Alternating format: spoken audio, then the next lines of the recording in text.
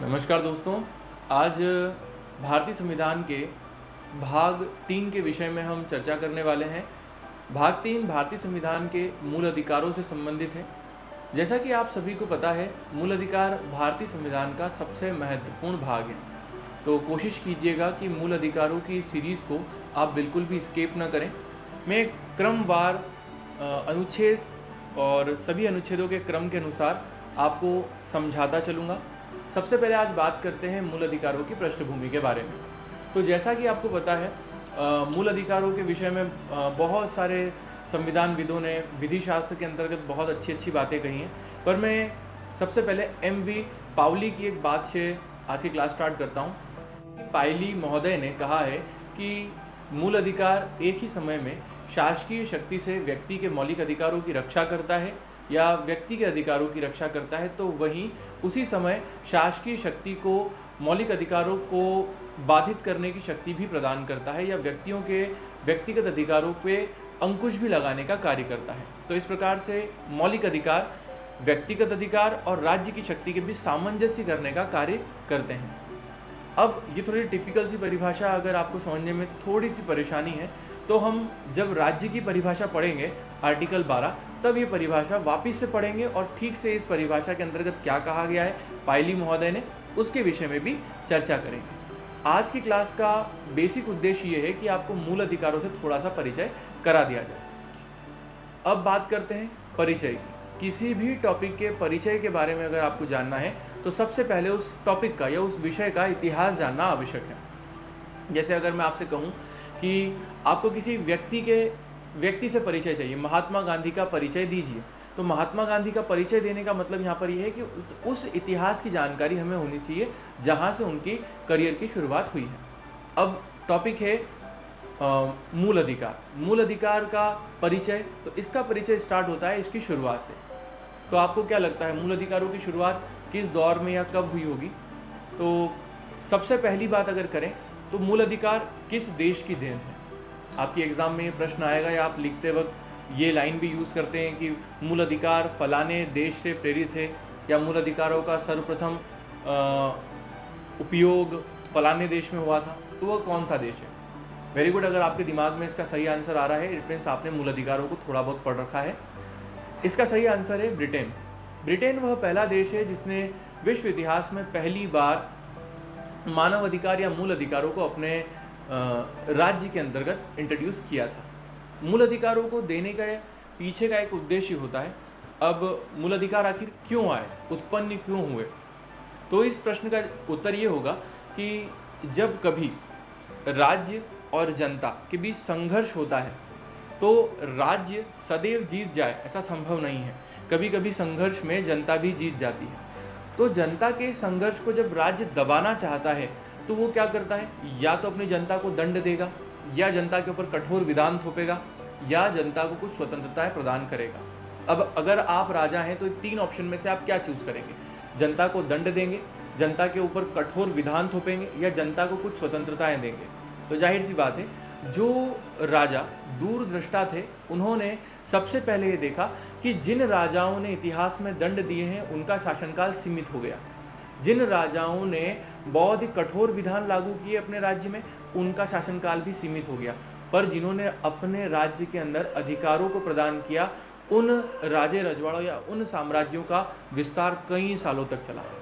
तो सबसे पहले छूट देने के लिए या व्यक्तियों को उनके अधिकार प्रदान करने के लिए ब्रिटेन के महाराज सम्राट जॉर्ज ने पहल की, और ये पहल उन्होंने की थी लगभग 1215 के समथिंग में।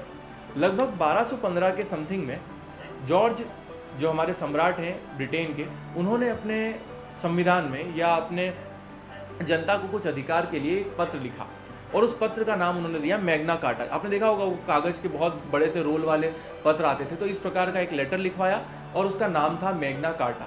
हिंदी में कहते हैं अधिकार पत्र। और उस अधिकार पत्र में ब्रिटेन की जनता को कुछ अधिकार दिए गए। जनता ने जब उस अधिकार पत्र को पढ़ा तो उनको बहुत ही अच्छा लगा कि राजा हमारे विषय में सोचता है, राजा हमारी भलाई चाहता है। तो राजा का राज्यकाल बढ़ गया। इसको देखते हुए ब्रिटेन की जनता ने क्या करा, आगे बढ़ते हुए 1689 के समथिंग में आते आते जब बिल ऑफ राइट्स के बाद वहाँ की सत्ता में कुछ परिवर्तन हुए, राजनीतिक परिवर्तन हुए, तो 1689 के समथिंग में उन्होंने एक और अधिनियम या एक और विधान पारित किया जिसे कहते हैं बिल ऑफ राइट्स। तो ब्रिटेन की जनता को बिल ऑफ राइट्स के माध्यम से संवैधानिक उपबंध करते हुए वास्तविक रूप से मूल अधिकार प्रदान किए गए। तो ये तो हुई ब्रिटेन की हिस्ट्री और मूल अधिकारों के पीछे जन्म लेने की कहानी। अब अगर आगे बात करें तो आपने फ्रांस का नाम सुना होगा। फ्रांस एक ऐसा देश है जहाँ पर राजशाही शासन व्यवस्था थी। फ्रांस में बहुत सारे राजा हुए हैं, पर उनमें सबसे प्रसिद्ध राजा था लुई XIV। लुई XIV एक कठोर और क्रूर शासक था। लुई XIV ने फ्रांस के अंदर बहुत सारे उपद्रव किए और बहुत सारी अनियमितताएं की। इन उपद्रव और अनियमितता से जनता आक्रोशित हो गई। लुई XIV के बाद 15 आया, 15 के बाद 16 आया। लुई XVI के समय में कुछ समय पहले ही ब्रिटेन की जनता के पास मानव अधिकार जो थे वो प्राप्त हो चुके थे, और वो समय था 1789 का। तो 1789 के समय फ्रांस की जनता के पास एक नागरिक अधिकार था जिसको कहते हैं मानव एवं नागरिकों के अधिकारों की घोषणा पत्र। इंग्लिश में इसको इस प्रकार से कहा जाता है the declaration of right of man and citizen. तो इस प्रकार का अधिनियम या इस प्रकार का अधिकार पत्र फ्रांस की जनता को भी प्राप्त हो गया। जब वहाँ के राजा लुई XVI ने इस अधिकार पत्र का उल्लंघन किया तो 1789 में उसे जनता के सम्मुख चौराहे पर फांसी पर चढ़ा दिया गया। तो पहली बार मूल अधिकारों के उल्लंघन करने के लिए दंड की व्यवस्था हमें 1789 में दिखाई देती है। तो इस प्रकार से फ्रांस ने या फ्रांस की जनता ने यह बताया कि अगर शासन सत्ता मूल अधिकारों का हनन करेगी तो राज्य के विरुद्ध भी कुछ अधिकार जनता को प्राप्त हैं। इसी क्रम में आगे चलते चलते अब आ जाते हैं बात अमेरिका की, यूएसए की। यूएसए ने अपने संविधान में 1791 में संशोधन किया और संशोधन करके बिल ऑफ राइट को इंट्रोड्यूस किया। बिल ऑफ राइट ये ठीक ब्रिटेन के बिल ऑफ राइट के समान था, और अमेरिका ने अपने देश की जनता को भी क्या दे दिया, मौलिक अधिकार प्रदान कर दिया। तो ये हो गई विदेश की बात। हमने ब्रिटेन देख लिया, फ्रांस देख लिया और यूएसए देख लिया। अब बात करते हैं भारत में या भारतीय परिप्रेक्ष्य में मूल अधिकारों की बात। तो जिस भारत को आप जानते हैं वो भारत 1947 में आया, पर जिस भारत की मैं बात करने वाला हूँ ये वो भारत है जिसका इतिहास कई लाखों सालों का है। तो इस लाखों साल वाले भारत के इतिहास में अगर सबसे पहले जाके देखें इतिहास में सिंधु घाटी की सभ्यता, तो वहाँ का शासन संचालन भी समितियों के द्वारा होता था और वहाँ की जनता को भी अधिकार था। देन वैदिक काल में आ जाए तो वैदिक काल में अलग प्रकार के नियम चलते थे और जनता के अलग प्रकार के अधिकार चलते थे। फिर अगर हम सल्तनत काल में और मुगल काल में आ जाए तो वहाँ पर भी अलग प्रकार की शासन व्यवस्था थी। हम आधुनिक शासन व्यवस्था की बात अगर करें तो ब्रिटिश जब भारत में आए तो भारत के अंदर एक आधुनिक तौर की शासन व्यवस्था सामने आई।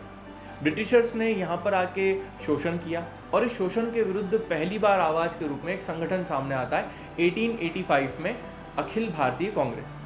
अब इस अखिल भारतीय कांग्रेस ने बनते से ही 1885 में तो मूल अधिकारों की मांग की नहीं होगी, क्योंकि एकमात्र यही संगठन था भारत में उस वक्त। तो अगर सबसे पहले हम बात करें कि मूल अधिकारों की शुरुआत भारत में कैसे हुई होगी, तो 1895 में कांग्रेस में पहली बार या भारत में पहली बार संविधान संशोधन विधेयक रखा गया और उस संविधान संशोधन विधेयक में मूल अधिकारों का प्रस्ताव रखा गया था।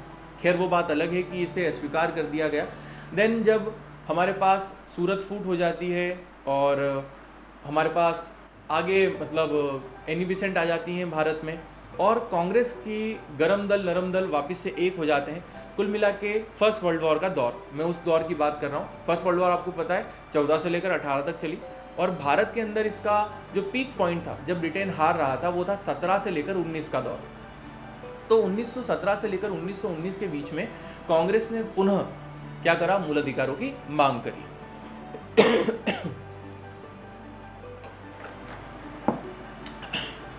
अब यहाँ तक कि कांग्रेस ने जब मूल अधिकारों की मांग करी तो इस मांग के बाद हमारे पास आती है 1925 में एनी बेसेंट, और एनी बेसेंट ने वापस से पुरजोर रूप से ब्रिटिश सरकार से क्या मांग करी कि हमें मूल अधिकार चाहिए। ठीक है, मूल अधिकारों की मांग होती रही समय समय पर। 1928 में मोतीलाल नेहरू ने नेहरू रिपोर्ट लिखी थी जिसमें भी मूल अधिकारों की बात थी, पर जिन्ना की 14 सूत्री मांगों से वो खारिज हो गई। 1927 और 1930 दो प्रकार के अधिवेशन हुए थे, एक कराची में और एक हुआ था मद्रास में। तो 1927 वाला हुआ था मद्रास में और 1930 वाला हुआ था कराची में। इस वाले अधिवेशन के अंदर भी क्या करा गया, मूल अधिकारों की बात की गई। अब बात आ जाती है गांधी इरविन समझौता 1929 पर। गांधी इरविन समझौता हुआ और गांधी जी को द्वितीय गोलमेज सम्मेलन के लिए आमंत्रित किया गया ब्रिटिश सरकार द्वारा। 1931 में महात्मा गांधी जब ब्रिटेन गए तो वहाँ पर महात्मा गांधी द्वारा पहली बार क्या मांग की गई, मूल अधिकारों की मांग की गई। खैर वो बात अलग है कि जब हमारे पास 1935 का जो अधिनियम बनने वाला था उससे पहले 1934 की संयुक्त संसदीय समिति ने मूल अधिकारों की मांग को अस्वीकार कर दिया। यहाँ तक अगर आपको समझ में आ रहा हो तो अब आगे चलते हैं कि 1935 का जो अधिनियम बना क्या उसमें मूल अधिकार थे, तो आंसर है नहीं थे, क्योंकि 1934 की संयुक्त संसदीय समिति ने उसे अस्वीकार कर दिया था। इसके बाद जब 1935 का अधिनियम भी भारत में आ गया, 1945 में तेज बहादुर सप्रू ने फिर से मूल अधिकारों की मांग की और इन मांग को देखते हुए जब 1946 में भारत पाकिस्तान को अलग करने का डिसीजन लिया गया, फला इतिहास का सब विषय है ये, तो आपको पता है कि जब भारत को आज़ाद किया गया तब संविधान सभा के गठन की भी बात चल रही थी। संविधान सभा तक हम आ चुके हैं। अब बात करते हैं संविधान सभा की मूल अधिकारों के संबंध में कुछ क्रियाविधि के बारे में। तो आपको पता होगा कि संविधान सभा जो थी उसने अपने संविधान के निर्माण करने के लिए बहुत सारी समिति का निर्माण किया, झंडा समिति, प्रारूप समिति और परामर्शदात्री समिति। अब परामर्शदात्री समिति की अगर हम बात करें तो मूल अधिकारों पर परामर्शदात्री समिति बनाई गई और परामर्शदात्री समिति का अध्यक्ष बनाया गया वल्लभ भाई पटेल को। वल्लभ भाई पटेल परामर्शदात्री समिति के अध्यक्ष बन जाते हैं। इनका सपोर्ट करने के लिए एक उप समिति भी बनाई गई थी जिसके अध्यक्ष थे जेपी कृपलानी। तो जेपी कृपलानी और वल्लभ भाई पटेल ने मूल अधिकारों के संबंध में कुछ तथ्यों को इकट्ठा किया और इकट्ठा करने के बाद ड्राफ्टिंग कमेटी को वो सौंप दिया। ड्राफ्टिंग कमेटी ने उसके ऊपर अपने ड्राफ्ट पेश किए और संविधान सभा की प्रत्येक बैठक में हर एक आर्टिकल पर, आर्टिकल 12 से लेकर आर्टिकल 35 तक विचार विमर्श किया गया। और इस विचार विमर्श के दौर में आपके भारतीय संविधान का सबसे बड़ा और सबसे महत्वपूर्ण भाग जो था, भाग 3, वो सामने आया। तो यहाँ तक है मूल अधिकारों के इतिहास की बात। अब हम बात करते हैं आगे। मूल अधिकार भारतीय संविधान की प्रमुख विशेषता है और कुछ विद्वान कहते हैं कि मूल अधिकार की स्पष्ट परिभाषा क्या होगी। तो जिस देश ने मूल अधिकार प्रदान किए थे, जैसे ब्रिटेन, तो ब्रिटेन में मूल अधिकारों को बिल ऑफ राइट्स के माध्यम से ही परिभाषित किया जाता है कि मूल अधिकार क्या है, तो बिल ऑफ राइट्स जो है वो मूल अधिकार है, दैट्स इट। देन यूएसए की बात करें, यूएसए की गवर्नमेंट ने या यूएसए के विधिवेत्ताओं ने मूल अधिकारों को कहा है कि ये अप्रतिदेय हैं, मतलब आप इसको ट्रांसफ़र नहीं कर सकते, किसी और को नहीं दे सकते। दूसरी बात, ये प्राकृतिक है, मतलब आपको जन्म से प्राप्त होते हैं। क्लियर। अब भारतीय परिप्रेक्ष्य में अगर बात करें तो मूल अधिकार भारत की सरकार या संविधान के द्वारा नागरिकों को प्रदान किए जाते हैं। मूल अधिकारों को परिभाषित करते हुए ये कहा गया है कि मूल अधिकार ऐसे अधिकार हैं जो नागरिकों के जीवन के लिए अति आवश्यक हैं और मूलभूत हैं तथा अपरिहार्य हैं। ये इस प्रकार के महत्वपूर्ण अधिकार हैं कि नागरिक सामान्य रूप से इन अधिकारों से राज्य नागरिकों को वंचित नहीं कर सकता है। तो कुल मिला के हमने राज्य के ऊपर बाउंडेशन लगाते हुए एक परिभाषा लिखी है कि राज्य जिन अधिकारों को नागरिकों से वंचित नहीं कर सकता, जो जीवन के लिए आधारभूत हैं, वही मूल अधिकार हैं। शॉर्टकट एक लाइन में कि जीवन के लिए मूलभूत आवश्यक अधिकार जो मानव को गरिमापूर्ण जीवन जीने में सहायता करते हैं, वे मूल अधिकार हैं। तो इस प्रकार से आप इसको परिभाषित कर सकते हैं। अब बात करते हैं कि मूल अधिकार भारतीय संविधान में भाग 3 में, भाग 3 में आर्टिकल 12 से लेकर 35 तक मूल अधिकारों के कुल 27 अनुच्छेद होते हैं। 27 अनुच्छेद इतने विशाल हैं और इतना विशाल वर्णन किया गया है कि दुनिया के किसी दूसरे देश में इतना विस्तृत वर्णन, इतना विशाल वर्णन मूल अधिकारों का नहीं किया गया है। और हमारे मूल अधिकार अलग अलग प्रकृति के होते हैं। जैसे मूल अधिकार कुछ व्यक्तियों को प्राप्त हैं, या जैसे सभी व्यक्तियों को तो प्राप्त हैं, जैसे कहने का अर्थ ये कि मूल अधिकार व्यक्तियों के विरुद्ध प्राप्त हैं। ऐसे कौन से अधिकार हैं जो व्यक्तियों के विरुद्ध प्राप्त हैं? तो हम देखेंगे 15(2), आर्टिकल 17 हो गया, 23 और 24 हो गया, ये व्यक्तियों के विरुद्ध भी हमें प्राप्त हैं। इसके अलावा कुछ ऐसे अधिकार हैं जो केवल नागरिकों को प्राप्त हैं। तो भारत में अगर कोई विदेशी आ जाता है तो उसको ये मूल अधिकार प्राप्त नहीं होंगे। जैसे आर्टिकल 15 हो गया, 16 हो गया, 19 हो गया, 29 और 30, इस प्रकार के आर्टिकल केवल नागरिकों को प्राप्त हैं। आपातकाल की स्थिति में हमारे मूल अधिकार में से आर्टिकल 20 और 21 जो है यही बने रहते हैं, बाकी सारे मूल अधिकार सस्पेंड हो जाते हैं। मूल अधिकारों की प्रकृति की बात करें तो मूल अधिकारों की प्रकृति सकारात्मक और नकारात्मक दोनों प्रकार की है। अगर सकारात्मक प्रकृति की बात करें तो हमारे पास यहाँ पर अगर मूल अधिकारों के आर्टिकल हैं तो आर्टिकल 19 जो स्वतंत्रताओं की बात करता है कि आप बोल सकते हैं, आर्टिकल 25 से लेकर 28 तक धार्मिक स्वतंत्रता के अधिकार हैं, सकारात्मक प्रकृति के हैं। नकारात्मक प्रकृति मतलब आपको ऐसा नहीं करना है, जैसे आर्टिकल 14 विधि के समान संरक्षण, विधियों का समान संरक्षण वाला जो आर्टिकल है, आर्टिकल 14 ये हो गया, आर्टिकल 15 हो गया, 16 हो गया, आर्टिकल 21 हो गया, प्राण और दैहिक स्वतंत्रता का अधिकार। तो इस प्रकार से ये नकारात्मक प्रकृति के हैं। अगर हमें मूल अधिकारों के अंदर परिवर्तन करना हो, अगर इस बिंदु को देखें तो मूल अधिकारों के अंदर परिवर्तन साधारण विधि से नहीं कर सकते। तो किस प्रकार से परिवर्तन कर सकते हैं? तो ऐसा कहा गया है कि जो हमारे पास संविधान संशोधन का अधिनियम है 368, उसके तहत हम इसके अंदर विशेष बहुमत या विशेष कंडीशन को लागू करते हुए अगर बड़ा परिवर्तन है तो विशिष्ट प्रकार से हम संशोधन कर सकते हैं। तो संशोधन भी किया जा सकता है, ऐसी कोई बात नहीं है कि नहीं कर सकते, पर साधारण विधि से नहीं कर सकते। अगली बात करें कि भारतीय संविधान के अंतर्गत प्रदत्त मूल अधिकार का अधित्यजन, एक वर्ड है अधित्यजन, अधित्यजन नहीं किया जा सकता। इसका मतलब ये होता है कि आप स्वयं इच्छा से इसको नहीं त्याग सकते। और अगर मूल अधिकारों की जुडिशरी पावर के बारे में बात करें या न्यायिक शक्ति के बारे में बात करें कि मूल अधिकारों किस प्रकार की न्यायिक शक्ति है, तो ये कहा जाता है कि भारतीय संविधान के द्वारा प्रदत्त मूल अधिकार न्याय योग्य हैं, मतलब आप मूल अधिकारों से न्याय प्राप्त कर सकते हैं। अब मूल अधिकारों का ब्रीफ इंट्रोडक्शन हो चुका है, आपने मूल अधिकारों का इतिहास देख लिया, मूल अधिकारों की वर्तमान परिप्रेक्ष्य में देख लिया और मूल अधिकारों की प्रकृति भी देख ली कि कैसी सकारात्मक है, नकारात्मक है, व्यक्ति को कौन से हैं, नागरिकों को कौन से हैं। जब मैं इसको डिटेल में बढ़ाऊंगा तब बताता चलूँगा कि ये व्यक्तियों को प्राप्त है, ये केवल नागरिकों को प्राप्त है, ये सकारात्मक है, नकारात्मक है, ठीक है। इस प्रकार से अब देखेंगे आर्टिकल 12। तो सबसे पहले हम बात करते हैं भाग 3 की शुरुआत आर्टिकल 12 से। तो नेक्स्ट वीडियो आर्टिकल 12 का होगा। आर्टिकल 12 और 13 इसको मिस मत कीजिएगा, क्योंकि मूल अधिकारों का जो गूढ़ रहस्य है वो आर्टिकल 12 और 13 में छुपा हुआ है। गूढ़ रहस्य मतलब बहुत जो मेन पावर चीज़ होती है कि आपने सुना है मूल अधिकार किसके खिलाफ प्राप्त है? राज्य के खिलाफ प्राप्त है, ठीक है।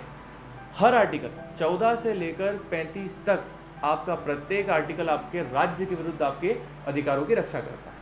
तो आर्टिकल 12 के अंदर यही गूढ़ रहस्य है कि आर्टिकल 12 के तहत राज्य की परिभाषा दे रखी है। और राज्य मतलब क्या? अगर आपको पूछा जाए कि राज्य की परिभाषा क्या है तो आप सोच के बताइएगा कि राज्य की परिभाषा के अंतर्गत आप क्या मानेंगे, क्या होता है राज्य। That's it.